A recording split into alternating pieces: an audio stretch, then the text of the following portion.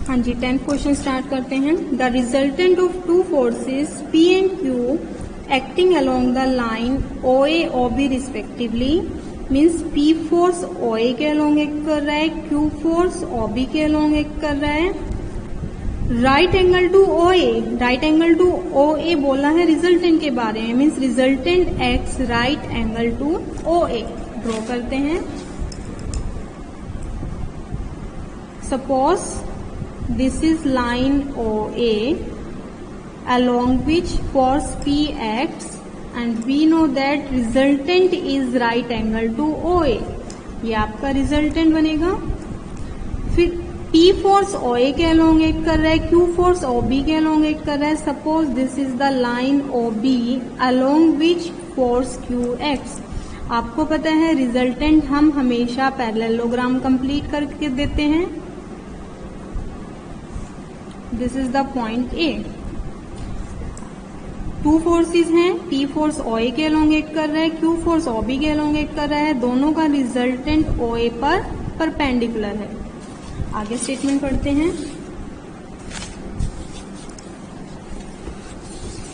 And the resultant of forces P dash Q dash acting respectively along the same straight line, यानी कि P dash भी OA वाली line के along act कर रहा है, Q डैश भी OB वाली लाइन के अलोंग एक्ट कर रहा है। बट इस केस में जो रिजल्टेंट है is at right angle to OB।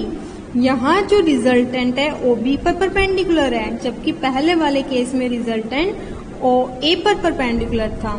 हाँ जी, ड्रॉ करते हैं।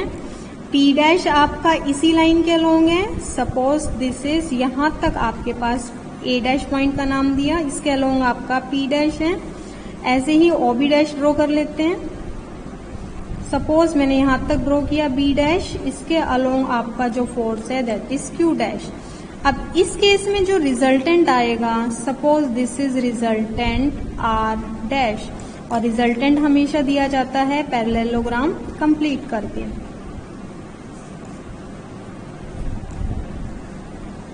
बट इस केस में गिवन है जो R डैश है वो OB पर परपेंडिकुलर है, इस पर,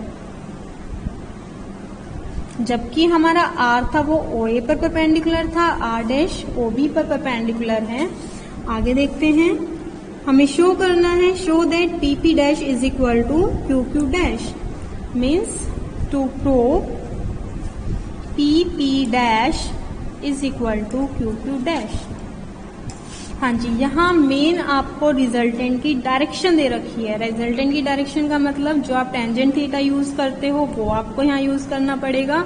फर्स्ट केस में अगर मैं देखूं फोर्स आपके पास P एंड Q है, तो उस केस में एंगल थीटा आपको दे रखा है 90 डिग्री, बट किसके अलोंग है वो P के अलोंग है। और सेकंड केस में देखूं मैं force P dash Q dash, theta आपको क्या दे रखा है, थीटा इस केस में भी 90 डिग्री है, बट इसमें किसके अलोंग है, Q डैश के अलोंग, जबकि फर्स्ट केस में था P के अलोंग। जो रिजल्टेंट है P के साथ एंगल बना रहा था 90 डिग्री, जबकि सेकंड केस में जो रिजल्टेंट है वो Q डैश के साथ बना रहा है आपका 90 डिग्री का एंगल। अब लगाते हैं दोनों ही केस में फॉर्मूला। पहले फर्स्ट केस में लिखते हैं। फर्स्ट केस में लगाते हैं tangent theta is equal to, theta angle आपका P के साथ है, तो इससे अपोजिट वाला फोर्स आपका Q बना, तो फॉर्मूला बनेगा Q sine alpha upon P plus Q cos alpha. इसको नंबर 1 डाल देते हैं, या नंबर 1 डालने से पहले वैल्यू भी पुट कर देते हैं। थीटा की वैल्यू पुट कर दो 90 degree, tangent 90 is equal to Q sine alpha upon P plus Q cos alpha. Tangent 90 means infinity, उसको लिख सकती हूँ 1/0 Q sine alpha upon P plus Q cos alpha. Cross multiply कर लो तो P plus Q cos alpha is equal to 0। इसको number 1 डालो। हाँ जी, अब हम कंसीडर करते हैं सेकंड केस। सेकंड केस में आपके पास 90 डिग्री एंगल है, लेकिन वो किसके साथ है, Q डैश के साथ है, तो अकॉर्डिंगली फॉर्मूला चेंज होगा। यहाँ फॉर्मूला बनेगा tangent theta is equal to, अब क्यू डैश के साथ है तो मुझे क्या लेना पड़ेगा, पी, ऊपर टर्म में लूंगी P sign alpha upon P cos alpha plus Q, और P और Q की जगह भी फोर्स मेरे पास है P डैश Q डैश, तो चेंज कर दो P dash Q dash P dash, value put कर दो, थीटा की value 90, tangent 90 is equal to P dash sine alpha upon Q dash plus P dash cos alpha, tangent 90 infinity means 1/0 लिख सकती हूँ, P dash sine alpha upon Q dash plus P dash cos alpha, cross multiply कर दो,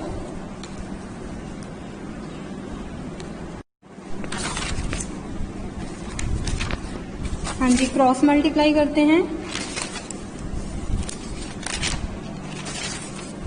Q dash plus P dash cos alpha is equal to 0, इसको number 2 डाल दो। अब जो हमें प्रूफ करना है, फर्स्ट इक्वेशन है P plus Q cos alpha, second equation है आपके पास Q dash plus P dash cos alpha, but जो आपको फाइंड आउट करना है, प्रूफ करना है P P dash is equal to Q Q dash, इसमें आपको अल्फा नहीं चाहिए, तो आपको फर्स्ट और सेकेंड से अल्फा को एलिमिनेट करना पड़ेगा, किसी भी एक से अल्फा निकाल के दूसरे में पुट कर दो। सपोज मैं फ्रॉम 1 से कोस अल्फा फाइंड आउट करती हूँ, from 1 cos alpha will be equal to minus P by Q, 1 में देख लेते हैं, माइनस पी बाई क्यू यहाँ से आ जाएगी वैल्यू, और इस वैल्यू को पुट कर दो, पुट इन 2 के अंदर पुट कर दो, तो Q dash plus P dash minus P by Q is equal to 0, हाँ जी एलसीएम ले लो, Q dash minus P dash is equal to 0, that is Q dash is equal to P dash, हाँ जी आपको यही प्रूव करना था इसमें। अब हम नेक्स्ट करते हैं क्वेश्चन नंबर 11 की स्टेटमेंट देखो, the resultant of two forces P and Q is perpendicular to P, similarly जैसे ऊपर था वैसे ही यही है, P और Q का जो रिजल्टेंट है वो P पर परपेंडिकुलर है, the resultant of P and Q dash, ऊपर वाले क्वेश्चन में P डैश था, यहाँ आपके पास P है, such acting at the same angle is perpendicular to Q dash, बिल्कुल ऊपर वाले क्वेश्चन की तरह है, ऊपर भी था P डैश Q डैश का रिजल्टेंट Q डैश पर परपेंडिकुलर था, ऐसे ही यहाँ है, लेकिन डिफरेंस है, ऊपर वाले क्वेश्चन में P डैश था, यहाँ P डैश की जगह P है, prove that P is geometric mean between Q and Q dash, करते हैं इसको, आपको प्रूफ क्या करना है, आपको P is geometric mean means P is equal to geometric mean between Q dash, mean P is equal to Q dash. ये question बिल्कुल ऊपर वाले क्वेश्चन 10th की तरह आपने करना है, चेंजेस ये है कि जहां जहां P डैश था वहां वहां P लिखते चले जाना, तो लास्ट रिजल्ट आप पहुंच जाओगे Q dash is equal to P into P, ये ऊपर वाले से रिजल्ट से ही लिख रही हूँ, तो जहां जहां P डैश है उसको P से रिप्लेस कर देना, तो Q dash is equal to P square, तो यहाँ से P की वैल्यू आ जाएगी √Q डैश।